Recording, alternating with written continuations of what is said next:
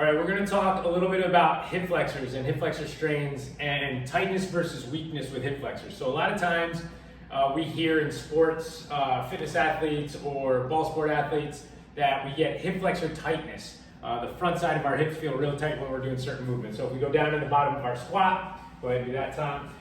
We might feel some tightness in the front of our hip. Come on up. If we're going running or we're going to go kick after a game or anything like that, we feel tightness in the front of our hips. And so we want to talk a little bit about, is it true tightness or is it actually a strength issue that's going on with your hip flexors? So one test that we use to test out if it is true hip flexor tightness is called the Thomas test. So we're going to have Tom here actually come up on the table. He's going to perch on the edge of the table. You're going to hug one knee up towards your chest and he's going to rock back. Now, as he rocks back, he's going to keep this leg nice and relaxed. And as you see, the back of his thigh is up on the table. This angle at his knee should be at about 90 degrees is what we're looking for. So for true hip flexor tightness, this thigh would be up off of the table because his psoas, his hip flexor muscle, would be tight. And that would cause that leg to come up and not be able to rest on the table. Now, if this bottom leg isn't at 90 degrees, that could be a little bit of tightness in his quad or a muscle called his rectus femoris, which both helps flex the hip and helps extend the knee. So that muscle could be causing a little bit of tightness, but here you can see Tom's pretty good at about 90 degrees. But the main thing is for hip flexor tightness that we look at is the back side of that thigh is flush against that table. So for me here, there is no true hip flexor tightness, even if, come on up, even if he's feeling tightness at the bottom of the squat, or he's feeling tightness after a 5K or a long run or anything like that. What we want to do then is go ahead and look more towards hip flexor strength, right? So go ahead and lie down on your back here, Tom, for me. So generally we'll test hip flexor strength out just by doing some manual tests. He's going to bring one knee up towards his chest. I want to see, can we bring that knee up towards the chest, hold a 90 degree? Is he arching his back through here? You want to look for if he's arching his back. Can he just hold that leg up? And then from here, we can apply a little bit of resistance. So I'm gonna put a little bit of a pressure on the top of his knee and he's gonna hold. Feel right there? Good. And then we're gonna switch and he's gonna bring that other one up. Do we see the same thing? Go ahead, bring it up. Do we see the same thing? Does he rotate to try and get a different muscle to help him? Can he keep it in line just like the other one? Does he arch his back again? And then from here again, we can press, hold, and see if we get any difference right to left. And then I also always like asking the athlete, do you feel a difference right to left in strength? They may say yes, one feels a little bit harder to hold up than the other one, or no, they feel pretty much the same. So those are two tests, one from a strength perspective and one from a mobility and tightness perspective that we like to use. Okay, now what I want to do next is I want to go into some exercises that we use to help strengthen those hip flexors in a little bit more isolation to get them stronger so we're not getting these strains that we see during the season or at the beginning of the season for some athletes, all right? All right, so Tom's gonna stay right here. We're gonna put a nice band right around his feet. It's a very light band to start. So earlier when we did our test, we saw that Tom can bring, go ahead and bring your knee up again. We saw that Tom can bring his knee up, no pain, no issues, or any problem with that. So we can bring it back down. So we can add a little bit of resistance for him in this position. So that band is going to go around his feet. That band's going to want to bring his toes together, so we want to make sure that he pushes them back out over his legs. And then he's going to keep one leg down nice and tight, and he's going to march the opposite leg up towards his chest. Again, that 90-degree position. We're going to hold here for a few seconds, and then we're going to switch. Go ahead and switch. We like having them hold at the top for a few seconds to really get that muscle to engage. Go ahead and back down. And what we're looking for here, go right again. We're looking how well can they maintain that position. Do they start to lose it after they hold it for a little bit? Does it cause any pain or tightness in their hip flexor? Last one on the left. Good, and you can see here, Tom shakes a little bit more on that left side, so this would be something that we would want to isolate and work out a little bit more. Good. Now the next one we can do, go ahead, come on up, Tom. From that position is to progress that hip flexor march to a standing position. So we're actually gonna have Tom go over here by the rig. Pop that around your toes.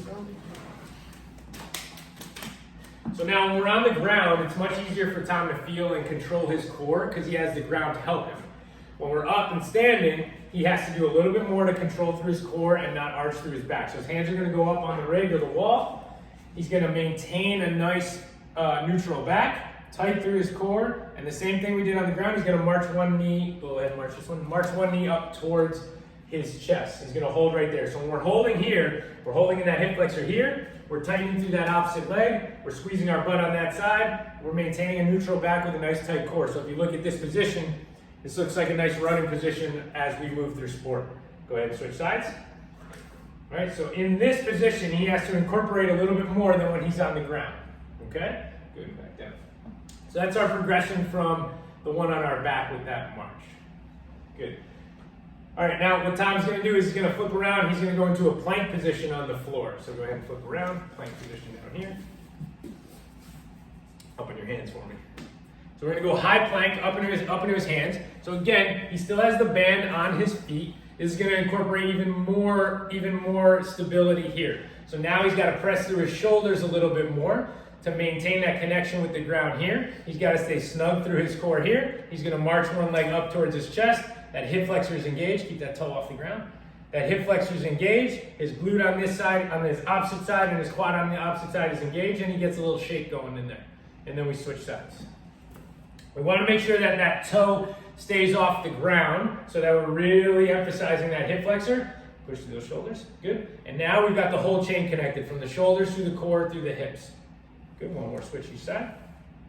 Hold right there. And then again, we like having them hold for a couple seconds in each position. Go ahead and switch. And then back down. Good, relax.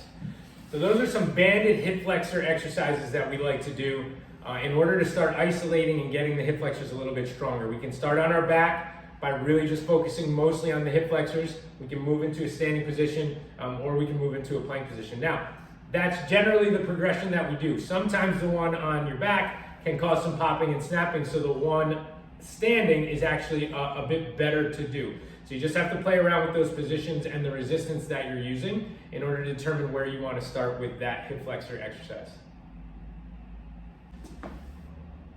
All right, the next couple of exercises are going to be a little bit higher level. We're going to look more at strengthening in those higher ranges of motion. So a lot of times we see injuries occur at those higher levels of range of motion of hip flexion when we're in sport. So Tom is going to throw his right leg up on top of the box, and you'll see that his leg is in a pretty high degree of hip flexion already. Now, the height of the box is going to change depending on how tall the person is, because you want to be able to lift from this position. So what Tom is going to do is he's going to try and lift his leg even higher up. Go ahead.